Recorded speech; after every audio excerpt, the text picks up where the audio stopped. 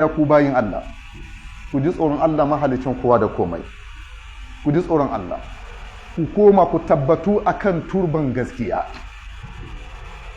ku gane ba ku samu sakamako mai kyau face sai kun bi wanda ya halicce ku, kuka yadda da zancen wanda aka aiko zuwa gare ku.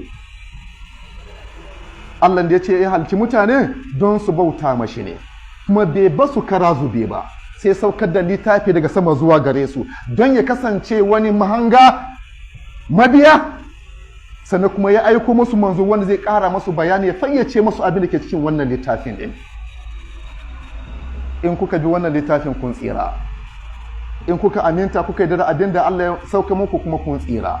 amma in kuka kuskure ba za ku je gidan aljanna ba. Ba a duban yawan bautan mai bauta, duba ake ya dace da abin da Allah ke so, ba yawan aikin ka ake dubawa, ikhlasin ka ake dubawa. Ba ku ji abin da Allah ga manzansa ba, ya ce ka tsayu akan hanya ɗin nan da kai da wanda ya bi tuba ya bi ka tare da kai, akan abin da ake son ku kenan.